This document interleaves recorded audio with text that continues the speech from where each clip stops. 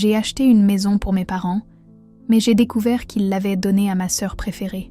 Une trahison familiale qui a mis en lumière des décennies de préférences injustes et de secrets douloureux. Entre sacrifices, non reconnus et privilèges immérités, un parcours de découverte de soi et de courage révèle des vérités que personne n'était prêt à affronter. Une histoire sur l'estime de soi, les limites familiales et la quête de justice. Préparez-vous à vous demander « Jusqu'où iriez-vous pour quelqu'un qui ne ferait pas la même chose pour vous ?» Laissez votre like et dites dans les commentaires si vous avez déjà vécu quelque chose de similaire. À 45 ans, après avoir économisé chaque centime pendant 15 ans, j'ai enfin pu acheter une maison pour que mes parents âgés quittent leur location. Ce qui semblait être le moment le plus gratifiant de ma vie s'est transformé en la déception la plus profonde que j'ai jamais ressentie. Imaginez ma surprise quand, à peine 3 mois plus tard, je découvre qu'ils ont transféré l'acte de propriété à ma sœur cadette, Marianne, la fille parfaite de la famille. La justification ? Elle en a plus besoin que toi, mon fils. Elle a de jeunes enfants et vient de se séparer. La voix de mon père résonne encore dans ma tête, avec ce ton de celui qui n'admet aucune contestation. Les yeux fixés sur sa tasse de café, incapable de me regarder en face.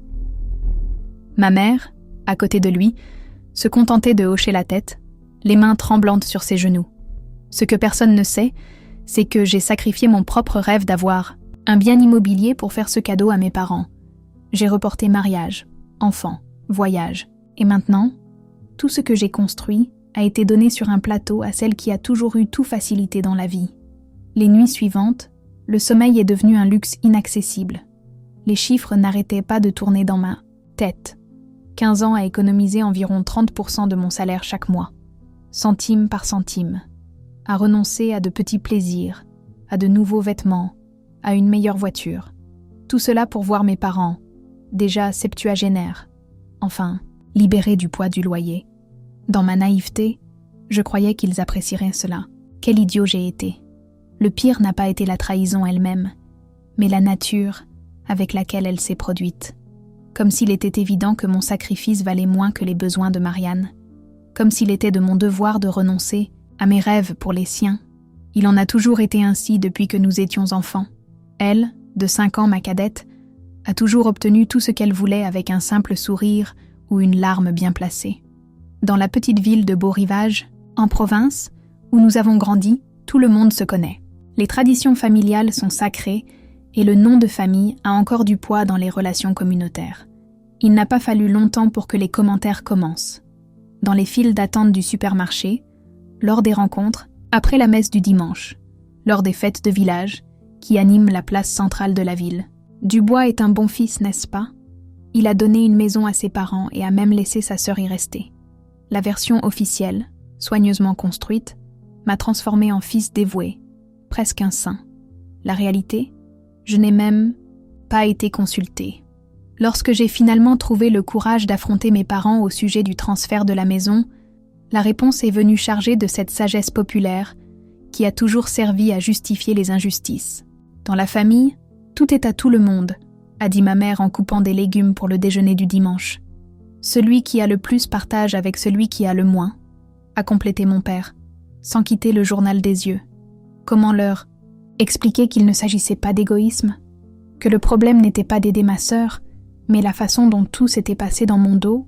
Les réunions familiales du dimanche, autrefois moments de joie et de convivialité, sont devenues le théâtre de tensions silencieuses. L'arôme du poulet rôti avec des légumes, plat traditionnel que ma mère préparait toujours pour unir. La famille me serrait maintenant la gorge. Nous mangions en silence, interrompus seulement par les histoires animées de mes neveux, inconscients de la tempête émotionnelle qui se formait autour de la table. Mes parents agissaient comme si de rien n'était. Marianne évitait de rester seule avec moi, toujours entourée de ses enfants ou occupée par quelques tâches ménagères. Je suis devenue un fantôme dans la maison que j'avais un jour rêvé d'offrir, un intrus dans les souvenirs que j'avais aidé à construire. Puis est venu le coup de grâce. Lors d'une de ces réunions, j'ai entendu par hasard une conversation entre Marianne et son amie Claudine, sur la véranda à l'arrière. Ma sœur planifiait secrètement de vendre la maison pour ouvrir sa propre affaire, un salon de beauté dans le centre-ville. Elle n'avait même pas l'intention d'y vivre avec ses enfants, comme elle l'avait prétendu pour obtenir la propriété. « Ce sera parfait », disait-elle en riant. « J'ai toujours voulu avoir ma propre entreprise. Et maintenant, cette opportunité tombe du ciel. » Tombée du ciel. Comme si 15 ans de sacrifice pouvaient se résumer à un coup de chance. J'ai senti le sang bouillir dans mes veines, mais j'ai gardé mon calme. J'avais besoin de preuves concrètes avant de faire une quelconque accusation. Lorsque j'ai essayé d'en parler à mes parents, ils ont refusé de croire. « Tu es jaloux de l'affection que nous avons pour elle », a dit ma mère, blessée par mon insinuation. « Ta sœur ne ferait jamais ça », a défendu mon père. « Elle a besoin de cette maison pour élever ses garçons. » Leur aveuglement sélectif était impressionnant.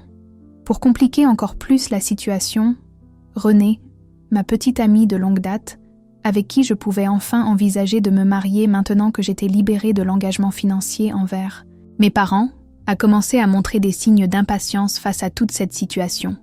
8 ans de relation, à reporter des rêves, à planifier un avenir ensemble. Elle a toujours compris ma priorité d'aider mes parents, mais elle ne pouvait pas comprendre pourquoi je restais si loyale envers une famille qui ne valorisait clairement pas mes sacrifices. « Tu dois apprendre à poser des limites », a-t-elle dit lors de notre dernière conversation au belvédère de la ville, ce même endroit où, des années auparavant, nous avions promis de construire notre maison un jour. Le coucher de soleil peignait le ciel d'orange et de rouge. Les lumières de la ville commençaient à s'allumer en bas. Une vue qui nous remplissait autrefois d'espoir était maintenant le décor de la fin. Je ne peux pas continuer à t'attendre. Pour te libérer de cette dynamique toxique. J'ai mes propres rêves, Richard. Le SMS est arrivé 3 jours plus tard. Je suis désolée, mais je dois passer à autre chose. Tu choisiras toujours ta famille avant tout, et je mérite d'être une priorité dans la vie de quelqu'un. Sois heureux. Même pas un appel, une rencontre en personne. Des années de relation réduites à quelques caractères sur l'écran du téléphone portable. Intéressant comme certains ont l'audace de parler de priorité par SMS. Ai-je commenté à voix haute dans l'appartement vide, riant sans humour en me servant un autre verre de whisky bon marché. Peut-être qu'elle et Marianne devraient se rencontrer pour discuter des techniques d'abandon. Elle pourrait écrire un livre, Comment laisser Richard Dubois derrière soi en 10 étapes simples. Au travail, les choses ont aussi commencé à changer. En tant que comptable dans une entreprise de taille moyenne, j'ai toujours été connue pour ma loyauté, ma détermination et un sens de la justice presque obstiné. Ces qualités m'ont non seulement permis d'économiser méticuleusement pour réaliser le rêve de sortir mes parents de l'allocation, mais aussi de construire une carrière solide et respectée. Maintenant, cependant, ma concentration était compromise. De petites erreurs, inhabituelles pour mes standards habituels, ont commencé à apparaître. Des feuilles de calcul avec des valeurs inversées, des délais oubliés. C'est à ce moment-là que Gustave, mon chef et mentor, depuis plus de 10 ans, m'a appelé pour une conversation.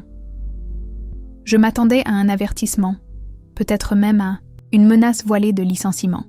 Au lieu de cela, j'ai reçu une proposition de promotion qui nécessiterait mon déménagement dans la capitale. Nous nous développons, Richard. Nous avons besoin de quelqu'un avec votre expérience et votre intégrité pour diriger le département financier de la nouvelle filiale à Belo Horizonte. L'augmentation significative de salaire pourrait m'aider à recommencer, loin des blessures familiales. J'ai accepté sans hésiter. La perspective de la distance semblait être la seule solution possible à cette douleur constante. 3 semaines pour organiser le déménagement, former mon remplaçant et dire au revoir à cette vie que j'avais construite à Beau Rivage. 3 semaines pour couper les liens qui m'étouffaient. Cependant, accepter signifierait abandonner définitivement le rêve d'avoir mes parents près de moi dans leur vieillesse, la raison pour laquelle j'avais acheté la maison en premier. Lieu. Ce n'était pas une décision prise à la légère. C'était un plan méticuleux, pensé pendant des années. Le terrain choisi se trouvait à seulement 2 pâtés de maison de la place centrale, leur permettant de se rendre à pied à l'église, à la pharmacie, au marché. Une maison de plein pied, sans escalier, avec des rampes discrètes dans les couloirs et une salle de bain adaptée. Chaque détail pensé pour leur confort et leur sécurité à un âge avancé. Les jours suivants, j'ai commencé à préparer le déménagement. Un inventaire méticuleux de mes affaires, des documents organisés dans des dossiers colorés, des appels à des agences immobilières à Belo Horizonte. La froideur calculée avec laquelle j'ai mené tout le processus m'a surpris moi-même. C'était comme si une autre personne habitait mon corps, quelqu'un de pragmatique et d'efficace, immunisé contre la douleur émotionnelle. C'est lors de la fête annuelle du village, événement qui marque le début de la récolte et rassemble toute la communauté, qu'une rencontre inattendue a tout changé. Entre les stands de douceur typiques et d'artisanat local, je suis tombée sur Hélène, une ancienne camarade d'école. Je ne l'avais pas vue depuis au moins 2 décennies, depuis qu'elle était partie étudier le droit dans la capitale. Maintenant, de retour dans sa ville natale, elle avait ouvert un cabinet d'avocats spécialisé en droit de la famille. « Richard Dubois, le temps a été généreux avec vous », a-t-elle commenté, avec ce sourire dont je me souvenais de l'adolescence, toujours direct, sans détour. « J'ai entendu quelques histoires sur vous par ici. Quelque chose à propos d'une maison et d'une sœur problématique ? Dans n'importe quelle autre circonstance, j'aurais esquivé, gardé les apparences comme le veut le code non écrit des petites villes. Mais il y avait quelque chose dans le regard d'Hélène, une compréhension qui dépassait la curiosité banale. Avant que je ne m'en rende compte, nous étions assis sur un banc à l'écart de la foule et je lui racontais toute l'histoire. Elle a écouté attentivement, sans interrompre, prenant de temps en temps des notes dans un petit carnet qu'elle avait sorti de son sac. Il existe des moyens légaux de contester ce transfert, surtout s'il a été fait sous la pression émotionnelle. A-t-elle expliqué quand j'ai terminé. Je ne suggère pas que vous vous lanciez dans une bataille judiciaire contre votre famille, mais connaître vos droits peut vous aider à négocier d'égal à égal. Je ne veux pas récupérer la maison, ai-je répondu, surpris par la fermeté de ma propre voix. Je veux juste qu'ils comprennent ce qu'ils ont fait. Je veux qu'ils voient donc les conséquences de leur choix. Hélène a hoché la tête, comprenant ce que je n'arrivais pas à exprimer complètement avec des mots. Il ne s'agissait pas de la propriété elle-même, mais de reconnaissance, de justice dans son sens le plus fondamental. Néanmoins, a-t-elle insisté, vous devriez vérifier comment ce transfert a été effectué. Il pourrait y avoir des irrégularités qui, au minimum, pourraient empêcher votre sœur de vendre la propriété sans votre consentement. J'ai quitté la fête avec un nouvel objectif. Le lendemain, au lieu de continuer les préparatifs du déménagement, je suis allée chez le notaire local. En tant que comptable, je savais naviguer dans la bureaucratie.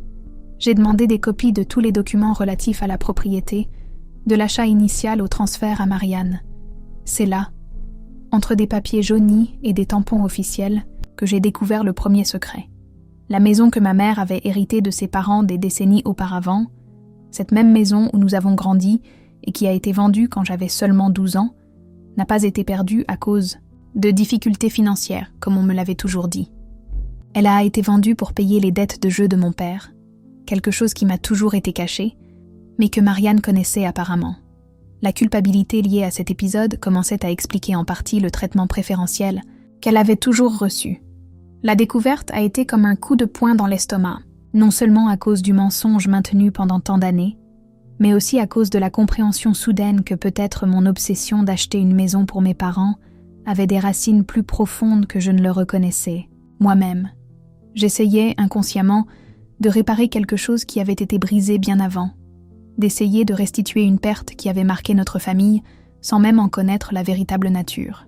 La semaine suivante, une tempête inattendue a provoqué une panne de courant dans toute la ville. Inquiet pour mes parents, je suis allée chez eux, la maison que j'avais achetée, pour vérifier si tout allait bien. Je n'ai trouvé que mon père, seul sur la véranda, contemplant la pluie à la lumière des bougies. Ma mère était partie, passer le week-end chez une sœur dans une ville voisine. C'était la première fois que nous étions seuls depuis des mois. Le silence entre nous, autrefois chargé de chagrin et de ressentiment, semblait différent cette nuit-là, plus léger, d'une certaine manière. Peut-être était-ce l'obscurité, qui nous permettait de parler sans vraiment nous regarder en face. Peut-être était-ce juste la fatigue de maintenir des murs si hauts pendant si longtemps. J'ai trouvé les documents de la vente de la maison de grand-mère, ai-je finalement dit, sans accusation dans la voix. Juste une constatation. Montaigne. Père a soupiré profondément. Dans la lueur vacillante de la bougie, j'ai pu voir combien il avait vieilli ces derniers mois. Les épaules voûtées, les mains marquées par le temps. Ton grand-père m'a fait promettre sur son lit de mort que je veillerai à ce que ta mère n'ait jamais à manquer d'un toit, a-t-il confessé, la voix étranglée. Je lui ai manqué de parole, et maintenant j'ai peur de quitter ce monde sans avoir tenu cette promesse. Alors pourquoi donner la maison à Marianne ? Ai-je demandé, sincèrement confus. parce que nous pensions que tu t'en sortirais sans elle. Tu as ton travail, ta vie organisée. Marianne a toujours été plus fragile, plus dépendante, ayant besoin de plus de protection. Il a fait une pause, luttant avec ses mots. Quand tu as apporté cet acte, j'ai pensé que j'avais enfin tenu ma promesse, que ta mère serait en sécurité. Puis Marianne est arrivée avec les enfants, pleurant son divorce, n'ayant nulle part où aller. Mais vous auriez pu m'en parler, ai-je interrompu, sentant l'ancienne frustration revenir. Nous aurions pu trouver une autre solution ensemble. Je sais, a-t-il admis, me surprenant. Nous avons mal agi. Il a toujours été plus facile de céder aux demandes de ta sœur que d'affronter les problèmes de front. C'est une vieille habitude, mon fils. Cette confession, simple mais honnête, m'a complètement désarmée. Pour la première fois, j'ai senti que mon père me voyait vraiment. Non pas comme le fils responsable et indépendant qui n'avait besoin ni d'attention ni de soins, mais comme quelqu'un qui avait aussi des sentiments, des rêves et des besoins. Pendant ce temps, à mon insu, Marianne faisait face à ses propres problèmes. La nouvelle relation qu'elle avait entamée peu après sa séparation, avec un homme d'affaires de la capitale qui visitait fréquemment Beau-Rivage, commençait à se fissurer. André, qui l'avait initialement encouragée à accepter la maison, arguant que c'était le minimum que la famille lui devait après des années de favoritisme pour le frère qui a réussi, se révélait de plus en plus intéressé par ses biens que par la construction d'une vie ensemble. C'est lors des préparatifs du jubilé de la paroisse locale, événement qui mobilise toute la communauté, que j'ai rencontré Rodrigue, l'ex-mari de ma sœur. Nous aidions à monter les stands pour la fête quand il a commencé, après quelques bières, à se confier sur son divorce.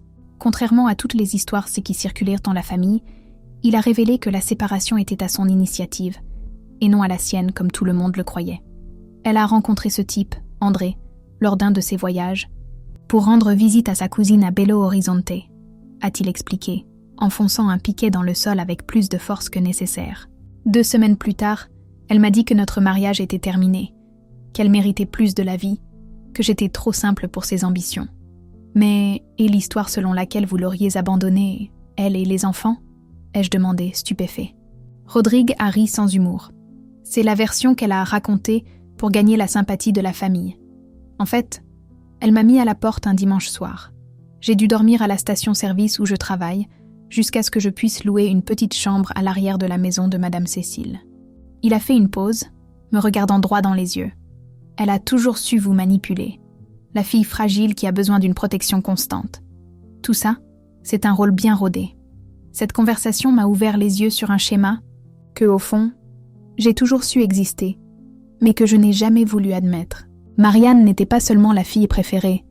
C'était une manipulatrice habile qui avait construit sa vie en exploitant la culpabilité et les insécurités des autres. La situation a atteint son point culminant 2 semaines plus tard, lors du déjeuner du dimanche. J'ai remarqué que quelque chose était différent dès mon arrivée. La table mise avec la meilleure vaisselle, le vin réservé aux occasions spéciales, tout le monde vêtu avec soin. Marianne et André assis côte à côte, elle avec un sourire nerveux, lui dégageant une confiance artificielle. C'est au milieu du dessert qu'elle a lâché la bombe. Papa, maman, Richard, André et moi avons une annonce à faire. Nous avons décidé de vendre la maison et d'ouvrir un restaurant dans la capitale. Ce sera un nouveau départ pour nous. Le silence qui a suivi a été assourdissant. C'était comme si le temps s'était arrêté. Le cliquetis des couverts contre les assiettes, le chant des oiseaux dans le jardin que j'avais aidé à planter, la respiration lourde de mon père. Tout était amplifié par la tension qui remplissait la pièce. « Vendre ?» a répété ma mère, la voix presque inaudible. « Mais nous pensions que tu avais besoin de la maison pour élever les garçons, pour recommencer après ton divorce. »« Les plans changent, maman », a répondu Marianne avec un haussement d'épaules désinvolte. « C'est une opportunité, unique. André connaît le secteur. Il a des contacts. Nous avons besoin du capital pour investir. » C'est à ce moment-là que j'ai vu la compréhension atteindre enfin mes parents. L'étendue de leur erreur devenant douloureusement claire sur leur visage vieillissant. Mon père, toujours si sûr de ses décisions, semblait diminuer, enfoncé dans sa chaise comme si un poids invisible le poussait vers le bas. Ma mère, l'éternelle médiatrice, la pacificatrice de la famille, ne trouvait pas les mots pour adoucir cette situation. Je n'ai ressenti aucune satisfaction face à cette scène, juste une profonde tristesse pour le temps perdu, les malentendus, la douleur inutile. Pendant un bref instant, J'ai envisagé de révéler là même tout ce que j'avais découvert. La manipulation de Marianne, la vérité sur son divorce, les plans d'André d'utiliser l'argent de la vente à son profit, des informations qu'Hélène m'avait aidé à rassembler ces dernières semaines. Ce serait une vengeance parfaite, une exposition publique qui détruirait l'image soigneusement construite de la fille parfaite. Au lieu de cela, je me suis levée calmement de table. Si vous me permettez, je dois y aller. J'ai quelques engagements avant mon déménagement. J'ai pris mon manteau, embrassé ma mère sur le front et me suis dirigée vers la porte. Déménagement ? Quel déménagement ? A demandé mon père, semblant sortir d'une transe. J'ai été promue. Je déménage à Belo Horizonte la semaine prochaine. La nouvelle, qui était auparavant mon secret, est tombée comme une bombe supplémentaire dans cette réunion déjà tendue. Je vous souhaite bonne chance pour le restaurant. J'étais presque à la porte quand un souvenir soudain m'a fait m'arrêter. Une information que j'avais découverte presque par hasard lors de mes recherches sur la propriété. Ah, juste un détail que vous devriez savoir avant de conclure quoi que ce soit, ai-je commenté, comme quelqu'un qui se souvient de quelque chose sans importance. J'ai découvert grâce à d'anciens registres municipaux que le terrain où j'ai construit la maison a une valeur historique. Il faisait partie d'une des premières plantations de café de la région, appartenant au baron de Beau-Rivage. La mairie est intéressée à préserver les constructions originales de cette zone, ce qui pourrait compliquer considérablement une vente. Ce n'était pas exactement un mensonge. Le terrain faisait effectivement partie d'une ancienne plantation de café, bien que je ne sois pas sûre de l'intérêt de la mairie à le préserver. Mais l'expression de panique sur le visage d'André valait chaque mot. Les jours suivants, je n'ai pas répondu aux appels insistants de mes parents. J'avais besoin d'espace pour digérer tout ce qui s'était passé. Le déménagement à Belo Horizonte est devenu mon seul objectif.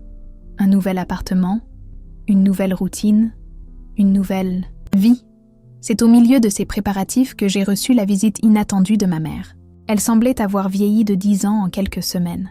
« J'ai rompu avec ton père », a-t-elle annoncé dès qu'elle est entrée dans mon appartement presque vide, des cartons empilés partout. Après 48 ans de mariage, je lui ai dit que je n'étais plus d'accord avec ses décisions, que je ne pouvais plus me taire pendant qu'il détruisait notre famille avec des choix basés sur la culpabilité et la peur. Elle s'est assise sur le seul canapé qui n'avait pas encore été emballé, les mains tremblantes serrant son sac à main avec une force inutile. « Marianne a tout avoué », a-t-elle continué, à propos du divorce d'André, des plans pour l'argent de la vente.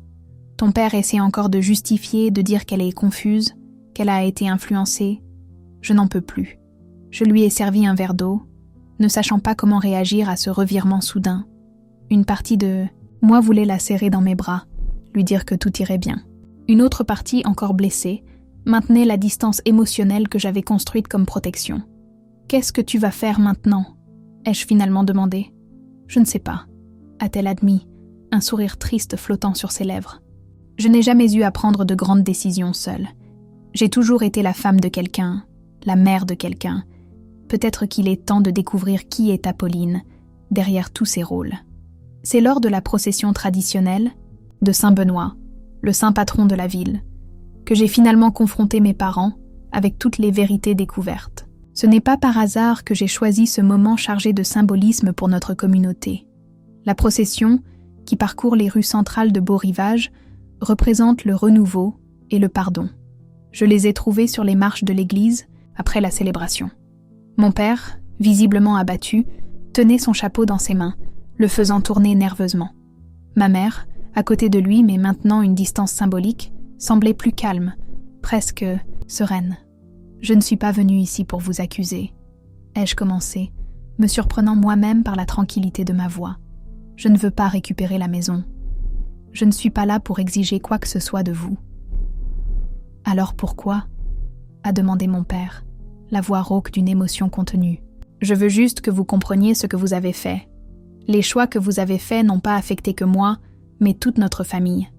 Vous avez créé un schéma où une fille a appris que la manipulation est le moyen d'obtenir ce qu'elle veut, et un fils a appris que ses sacrifices ne seront jamais suffisants. » Ma mère a commencé à pleurer silencieusement, mais je n'ai pas essayé de la réconforter.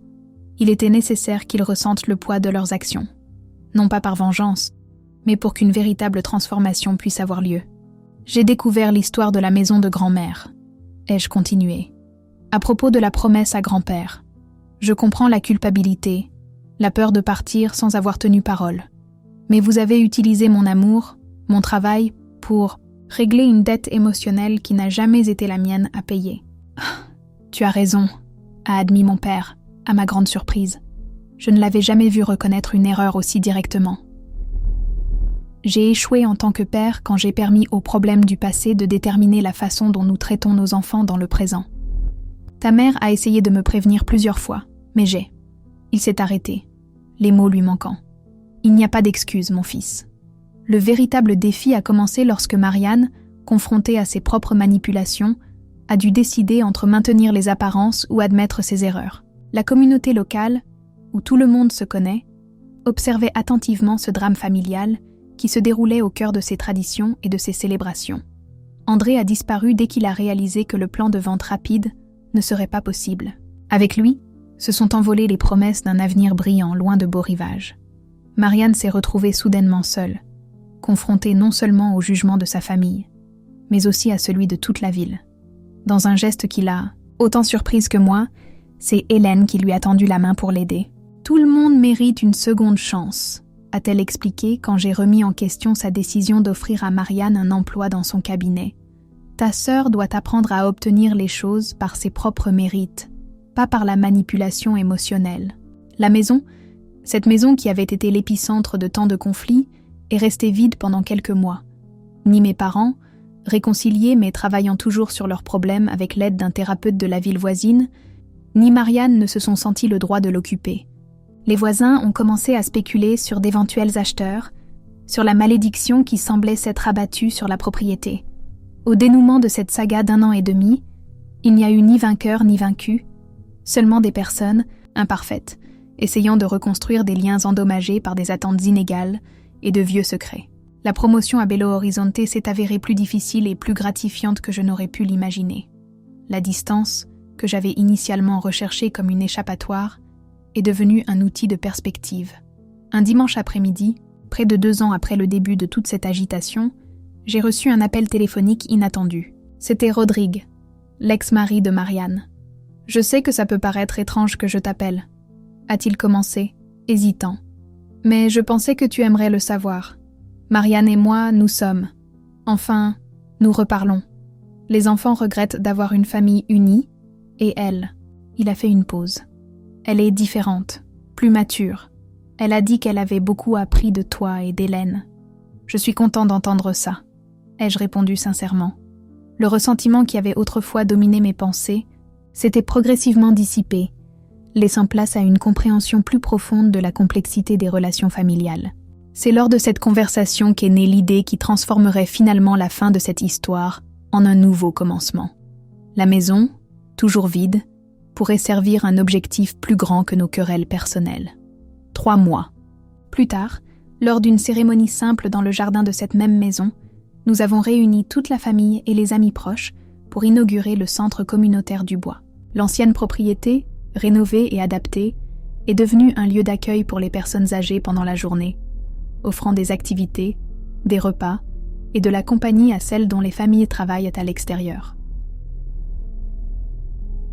Mes parents, désormais bénévoles actifs du centre, ont trouvé un nouveau sens à leur vieillesse. Marianne, réconciliée avec Rodrigue et travaillant à mi-temps au cabinet d'Hélène, a appris à valoriser la stabilité plutôt que l'ambition démesurée.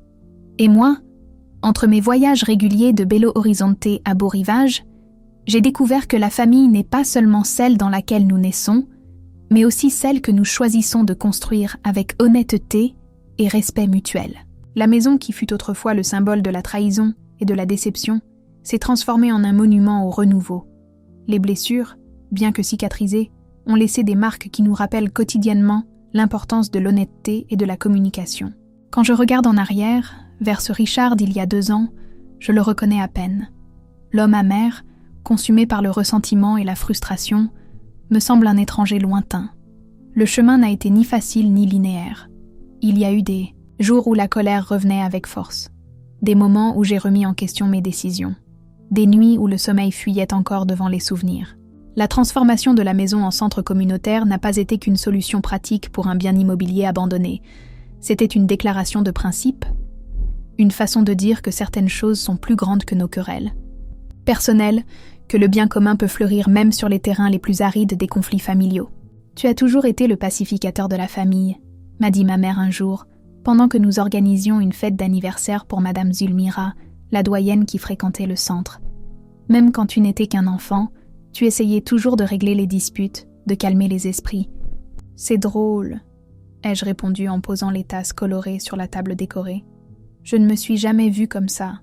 J'ai toujours cru que j'étais l'exclu, le différent, celui qui ne s'intégrait jamais complètement. C'est parce que tu voyais au-delà de nos limites, a-t-elle expliqué, avec cette sagesse que seules les années peuvent apporter. Tu voyais ce que nous pourrions être, pas seulement ce que nous étions. Ça dérange les gens qui préfèrent rester dans le confort de leurs défauts. Cette conversation m'a longtemps accompagnée, non pas par vanité ou par validation tardive, mais parce qu'elle m'a aidé à comprendre que beaucoup de mes sacrifices n'étaient pas imposés, c'étaient des choix basés sur des valeurs que j'ai toujours portées. La différence maintenant, c'est que ces choix seraient faits en conscience, pas par obligation ou culpabilité. Hélène et moi avons commencé à nous rapprocher au-delà des questions professionnelles. Il y a d'abord eu des cafés occasionnels lors de mes visites à Beau-Rivage, puis de longues conversations nocturnes, jusqu'à ce que les visites deviennent plus fréquentes, et les motifs, moins liés à la famille ou au centre communautaire. « Tu as toujours les mains froides », a-t-elle observé lors de notre premier rendez-vous officiel, un dîner dans le petit restaurant italien qui venait d'ouvrir sur la place centrale. On dit que c'est signe d'un cœur chaud, ou d'une mauvaise circulation, ai-je plaisanté, toujours mal à l'aise avec les compliments ou les observations personnelles. Toujours l'explication pratique, n'est-ce pas ? Elle a souri, ses yeux reflétant la douce lumière des bougies. Le comptable qui analyse tout par les chiffres. Les chiffres ne m'ont jamais menti, ai-je répondu, plus sérieusement que je ne le voulais. Les gens, par contre. Les gens sont plus complexes que des feuilles de calcul, Richard.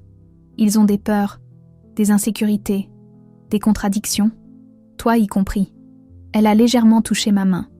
Peut-être qu'il est temps de regarder au-delà des bilans. Ce fut un processus lent, ce réapprentissage de la confiance. De comprendre que la vulnérabilité n'est pas une faiblesse, que demander de l'aide ne diminue pas notre compétence, qu'aimer à nouveau ne signifie pas nécessairement répéter les mêmes erreurs. Hélène, avec sa patience et sa franchise caractéristique, est devenue ma partenaire dans ce voyage. Lors d'une de mes visites mensuelles au centre communautaire, j'ai trouvé Rodrigue en train d'installer un petit potager à l'arrière du terrain. C'était le début du printemps, et les premiers plants de laitue, de carottes et de tomates commençaient déjà à pointer dans des parcelles soigneusement délimitées. Les enfants ont eu l'idée, a-t-il expliqué en désignant mes neveux qui jouaient plus loin, remplissant de petits arrosoirs d'eau. Ils ont dit que les grands-parents et les autres personnes du centre avaient besoin de vraie nourriture sans poison. Il a ri.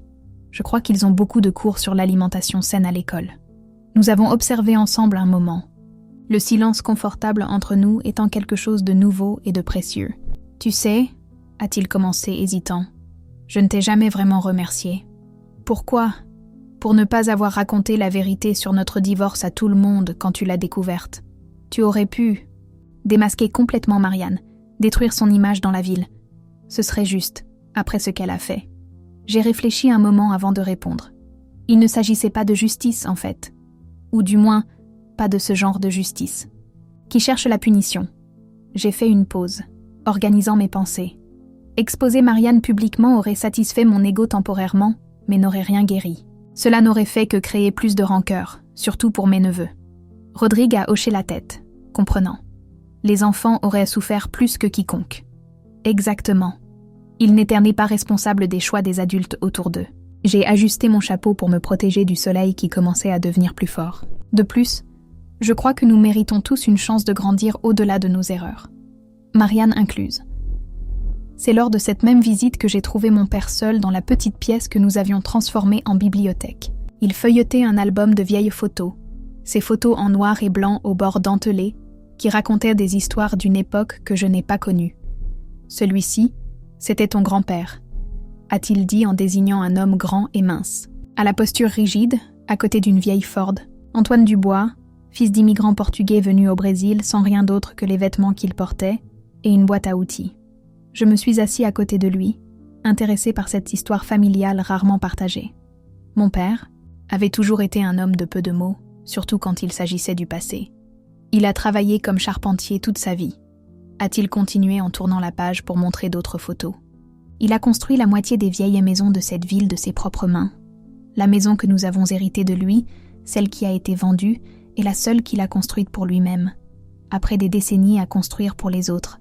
J'ai commencé à comprendre la profondeur de la promesse brisée, la signification de cette propriété au-delà de sa valeur financière. Sur son lit de mort, a poursuivi mon père, la voix étranglée par l'émotion, il m'a serré la main avec une force qui ne correspondait pas à son corps fragile et m'a dit « Joseph, promets que Conception aura toujours un toit qui lui appartiendra, qu'elle n'aura jamais besoin de la charité des autres pour avoir un endroit où vivre. » C'était sa plus grande préoccupation, plus grande encore que sa propre mort. « Et tu as promis ?» ai-je complété doucement. « J'ai promis. » Il a fermé l'album, ses mains ridées tremblant légèrement. « Et j'ai échoué. » Quand les dettes de jeu se sont accumulées, quand les usuriers ont commencé à menacer notre famille, j'ai vendu la seule chose que j'avais juré de protéger. Maintenant, beaucoup de choses prenaient sens. L'insistance à rester dans cette petite ville, alors qu'il aurait pu avoir de meilleures opportunités dans de plus grands centres. Le refus d'accepter mon aide financière pendant des années, jusqu'à ce qu'elle soit présentée sous la forme spécifique d'une maison, le transfert à Marianne, dans l'espoir que la propriété resterait dans la famille plus longtemps, grâce à elle et à ses enfants. Tu sais ce qui est ironique ? Ai-je demandé après quelques instants de réflexion. Le centre communautaire rendrait probablement grand-père fier. Une maison qui ne sert pas seulement notre famille, mais des dizaines de personnes âgées qui ont besoin d'aide. Mon père a levé les yeux, surpris par cette perspective. Je n'y avais jamais pensé de cette façon. La promesse portait sur la sécurité, sur la dignité dans la vieillesse. Ai-je continué. Le centre offre cela non seulement à maman, mais à beaucoup d'autres. C'est peut-être une façon encore plus significative d'honorer sa mémoire. Une larme solitaire a coulé sur le visage vieilli de mon père, rapidement essuyé du dos, de sa main. Les hommes de sa génération ont appris que pleurer était une faiblesse, que les émotions devaient être contrôlées, réprimées, cachées. « Merci, mon fils », a-t-il simplement dit en remettant l'album sur l'étagère. « D'être meilleur que moi. Il ne s'agit pas d'être meilleur ou pire, papa. Juste d'apprendre des erreurs des autres et d'aller de l'avant. » Marianne et moi avons mis plus de temps à reconstruire notre relation. Les années de favoritisme, de compétition silencieuse et, finalement, la trahison avec la maison avaient créé un abîme entre nous qui semblait impossible à traverser. Nos rencontres au centre communautaire étaient cordiales mais distantes, limitées à des questions pratiques et opérationnelles. C'est par un après-midi pluvieux d'avril, près de 2 ans et demi après le début de toute cette histoire, qu'elle a finalement demandé à ce que nous parlions seuls. Nous avons choisi la véranda à l'arrière, celle-là même où je l'avais entendu planifier de vendre la maison. La pluie tombait doucement sur le toit, créant un rideau d'eau autour de nous et un rythme constant qui remplissait les silences inconfortables. J'ai passé beaucoup de temps à essayer de trouver les mots justes, a-t-elle commencé, les yeux fixés sur la pluie.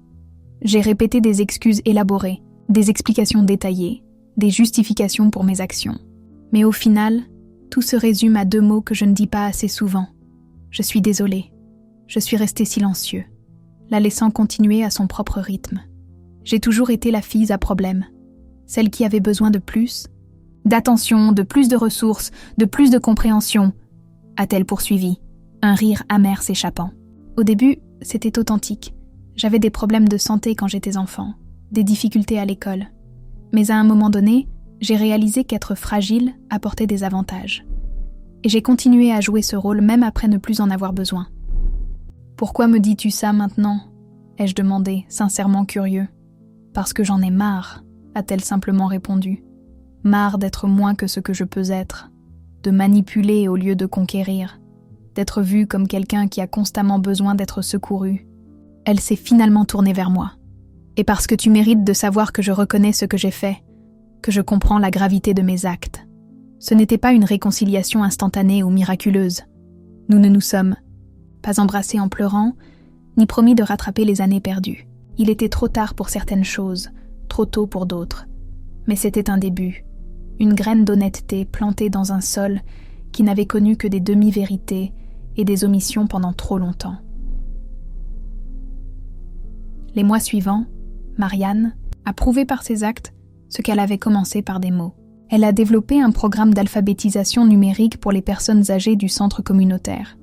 Elle a utilisé ses talents d'organisation, toujours soulignés par notre mère, pour structurer des événements de collecte de fonds.